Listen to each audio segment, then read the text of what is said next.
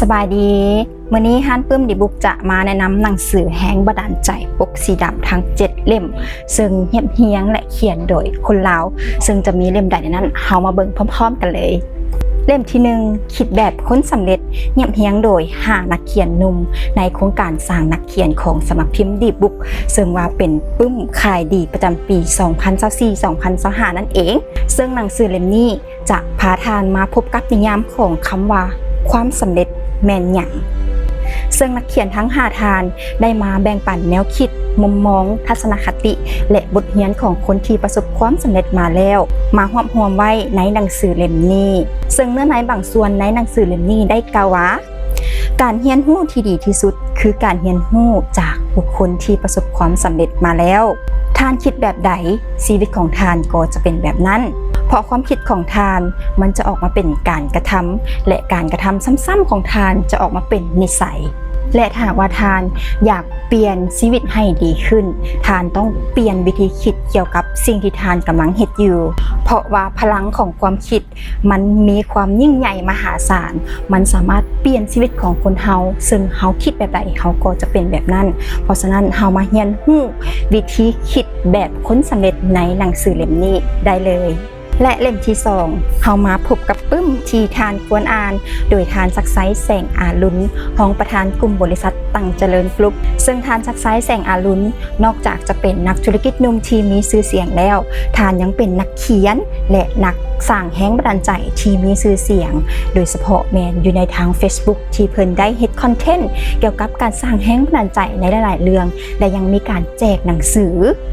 ในทุกๆเดือนนำอีกและเมื่อนี้ทานซักไซแสงอารุณเพิ่นได้มาแบ่งปันข้อคิดปรัชญาแนวทางการดำเนินชีวิตผ่านหนังสือเล่มนี้ปึ้มที่ทานควรอ่านซึ่งเป็นหนังสือที่ขายดีที่สุดจนได้ถูกนำมาตีพิมพ์เป็นครั้งที่2ซึ่งว่าหนังสือเล่มนี้ได้เขียนขึ้นให้แด่ทานผู้อ่านผู้ที่มีความกล้าผู้ที่มีความมุ่งมั่น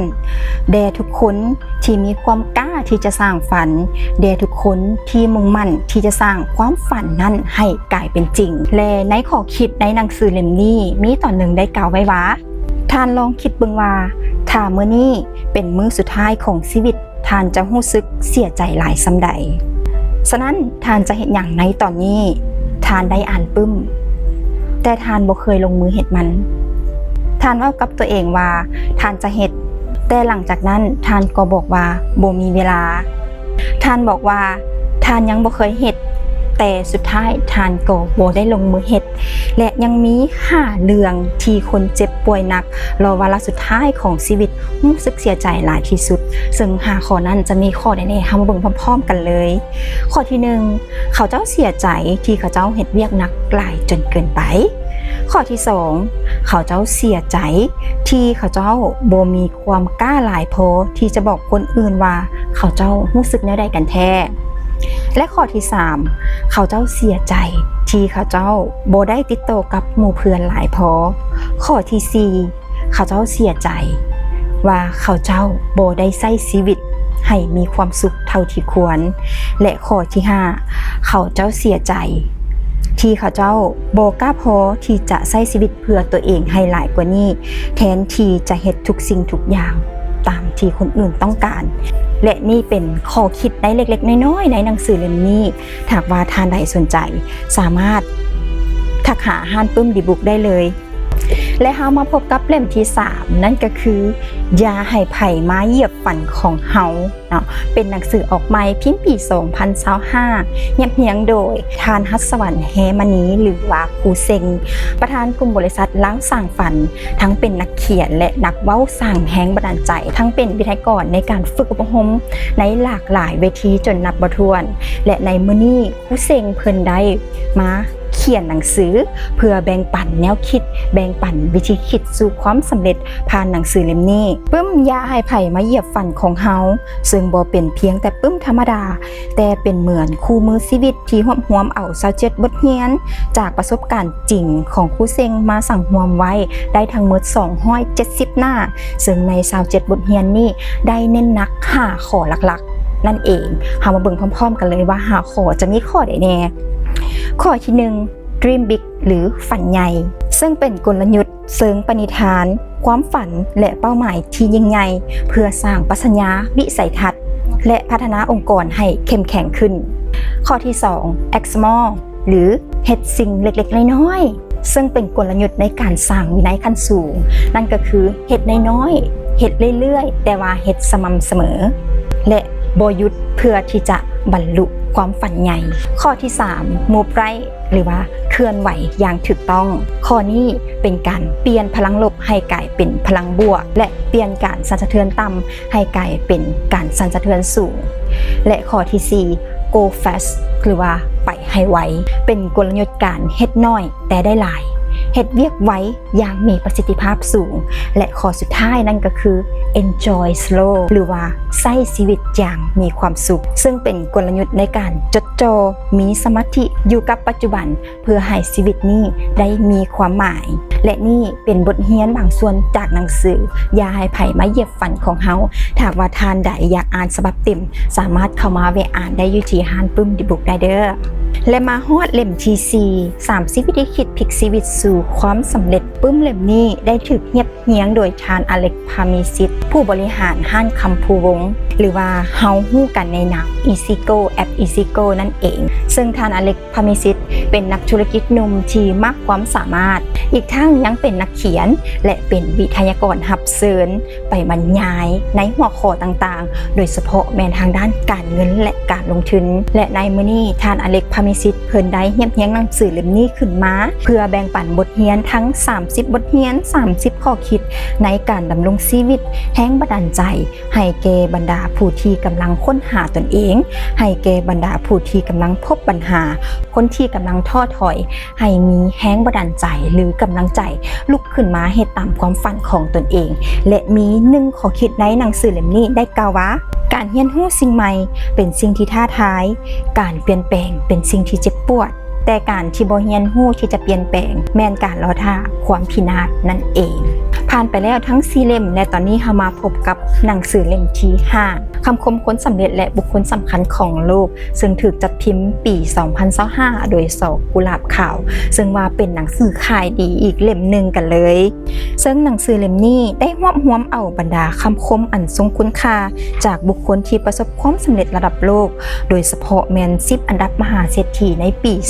2024 และบรรดาบุคคลสำคัญของโลกเช่นว่ามหาตมะคันธีสตีฟจ็อบส์อัลเบิร์ตไอน์สไตน์และบรรดาบุคคลสำคัญของโลกหลายๆท่านซึ่งในบรรดาคำคมที่ได้เงียบเฮียงในหนังสือเล่มนี้ล้วนแล้วแต่สะท้อนให้เห็นถึงแนวคิดประสบการณ์ปรัชญาการดำรงชีวิตของบุคคลที่ประสบความสำเร็จจากหลากหลายวงการไม่ว่าจะเป็นนักธุรกิจนักวิทยาศาสตร์นักการเมืองและผู้นำระดับโลกนั่นเองและยังมีคำคมในหนังสือเล่มนี้คำหนึ่งได้ว่าจงใช้ชีวิตให้เหมือนกับว่าเจ้าจะตายในมื้ออื่นและจงศึกษาเรียนรู้ให้เหมือนกับว่าเจ้ามีชีวิตอยู่ตลอดไปโดยมหาธรรมคันธีนั่นเองและเฮามาพบกันในเล่มที่6สายตานกอินทรีโดยเสือศรีวิไลศิษย์เนาะเป็นนักเขียนอิสระและนักลงทุนซึ่งหนังสือเล่มนี้เป็นหนังสือแห่งบันดาลใจที่เต็มไปด้วยข้อคิดที่หลากหลายที่ท่านสามารถเข้ามาปรับใช้ในการดำรงชีวิตในยุคที่มีการเปลี่ยนแปลงคือดังปัจจุบันนี้เพราะขึ้นชื่อว่านกอินทรีเป็นสัตว์ที่แข็งแรงที่สุดเป็นเจ้าเวหาเป็นนักล่าอยู่ถึงท้องฟ้าและยังมีสายตาที่แหลมคมนั่นเองและในบทเรียนบางส่วนในหนังสือเล่มนี้ได้กล่าวว่าชีวิตของเจ้าเต็มไปด้วยปัญหาหรือบ่ถ้าตอบว่าแมนก็ดีแล้วเพราะต่อไปปัญหามันก็จะเป็นโอกาสและเจ้ามีข้อเสียเปรียบหลายอย่างแมนบ่ถ้าตอบว่าแมนต่อไปเขาจะมาเปลี่ยนข้อเสียเปรียบนั้นให้กลายเป็นข้อได้เปรียบและปึ้มเล่มนี้จะเปลี่ยนการเมืองโลกของทานให้คือกันกับสายตานกอินทรีที่สามารถเบิ่งเห็นสิ่งต่างๆได้อย่างแหลมคมคิดแบบที่คนอื่นบ่คิดเบิ่งสิ่งที่คนอื่นบ่ทันเห็นโอกาสในทุกสิ่งทุกบอนที่ก้าวย่างไปแล้วความคิดของท่านจะเปลี่ยนไปและมาพบกับหนังสือเล่มสุด ท้ายจะจือหรือจะสร้างตำนานเฮียงโดยทานเสือศรีวิไลซิตเช่นกันถือว่าเป็นหนังสือ How to ที่โคตรดีอีกเล่มหนึ่งที่ข้าพเจ้าอยากแนะนำเลยซึ่งหนังสือเล่มนี้จะพาทานนำไปสู่เรื่องราวแนวคิดที่จะพาทานไปสร้างความสำเร็จที่ยิ่งใหญ่ปึ้มที่จะพาทานไปสู่ความคิดใหม่คิดใหญ่คิดต่างคิดกว้างและคิดไกลซึ่งในข้อคิดในหนังสือเล่มนี้บางส่วนได้กล่าวว่าโลกมันเปลี่ยนไปทุกวินาทีมันบ่ป่านนี้คนที่บ่ยอมเปลี่ยนแปลงไปตามมันมาอัปเดตเวอร์ชั่นความคิดใหม่เพื่อรองรับความสำเร็จในโลกยุคใหม่ชีวิตมันออกแบบได้เพราะเฮาเก่งกว่าเฮาคิดเพราะฉะนั้นกะโหลกน้อยๆอันมหัศจรรย์นี้ท่านจะใช้มันไว้เฮ็ดหยังจะใช้มันเพื่อบันทึกข้อมูลของคนอื่นหรือจะใช้มันเพื่อสร้างตำนานให้ชาวโลกได้จดจำท่านจะใช้มันแบบใดก็ได้ในชีวิตนี้ท่านจะจื้อตำนานหรือท่านจะสร้างตำนานถ้าท่านอยากสร้างตำนานนี่คือปึ้มสำหรับท่านแต่อย่าอ่านมันเด็ดขาดถ้าท่านบ่ได้ต้องการแบบนั้นและนี่ก็แมน7หนังสือแห่งบันดาลใจปกสีดำที่เขียนเพียงโดยคนลาวเขียนโดยคนลาวเขียนเพียงโดยคนลาวและเพื่อคนลาวนั่นเองถ้าหากว่าท่านกำลังหมดไฟเฮ็ดเวียกไปแล้วบ่ฮู้ว่าจะไปทางใดหนังสือเหล่านี้อาจจะช่วยท่านได้ถ้าหากว่าท่านมีความสนใจอยากจะให้ข้าพเจ้ามาแนะนำหนังสือเล่มใดเป็นพิเศษสามารถคอมเมนต์ไว้ได้เลยและถ้าหากว่าท่านใดสนใจที่อยากจะมาเข้ามาซื้อหนังสือสามารถเข้ามาเบิ่งได้อยู่ที่ห้านปึ้มดีบุ๊กตั้งอยู่บ้านผาขาวเมืองไซธานีนครหลวงเวียงจันทน์ยินดีต้อนรับทุกๆท่านเด้อบ๊ายบาย